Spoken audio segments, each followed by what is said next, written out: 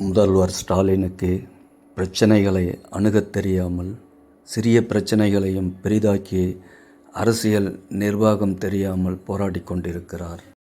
அதுதான் தமிழ்நாட்டில் தூய்மை பணியாளர்களோடு போராட்டம், அரசு ஊழியர்களோடு போராட்டம், மருத்துவ செவிலியர்களோடு போராட்டம், இப்படி பல பிரச்சனைகளையே சந்தித்து கொண்டிருக்கும் இந்த அரசு மக்களுக்கு என்ன நன்மை செய்ய முடியும்? மேலும் தூய்மை பணியாளர்கள் விஷயத்தில் தேர்தல் வாக்குறுதி கொடுத்துவிட்டு இப்போது செய்வது ஒன்று, இதைத்தான் அவர்கள் பேசுகிறார்கள். ஆனால் தூய்மை பணியாளர்கள் கான்ட்ராக்ட் பேசிஸ், அதாவது ஒப்பந்த தொழிலாளர்களாக நியமனம் செய்யப்பட்டவர்கள். இவர்களை பணி நிரந்தரம் செய்ய முடியாது.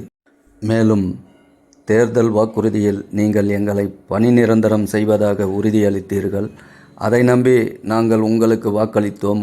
இதுதான் அவர்களின் கான்செப்ட். இப்படி அரசாங்கத்திற்கும் தூய்மை பணியாளர்களுக்கும் உள்ள போட்டி இந்த நிலைமைக்கு வந்துள்ளது.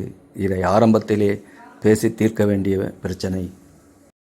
தவிர இதை வைத்து எதிர்க்கட்சிகள் அரசியல் செய்யும் நிலைமைக்கு பிரச்சனைகள் போய்க் கொண்டிருந்தால் பொதுமக்களுக்கும் பிரச்சனை, திமுக ஆட்சிக்கும் பிரச்சனை. தவிர எல்லாவற்றிலும் ஸ்டாலின் மோதல் போக்கே கடைபிடிப்பது முதல்வருக்குள்ள தகுதியின்மையை எடுத்து காட்டுகிறதா? இல்லை என்றால் சவுக்கு சங்கரிடம் போய் மோதுவாரா? அனைத்து பிரச்சனைகளுக்கும் காவல்துறையே முன்னிறுத்துவது, இது காவல்துறைக்கு பிரச்சனை இல்லையா?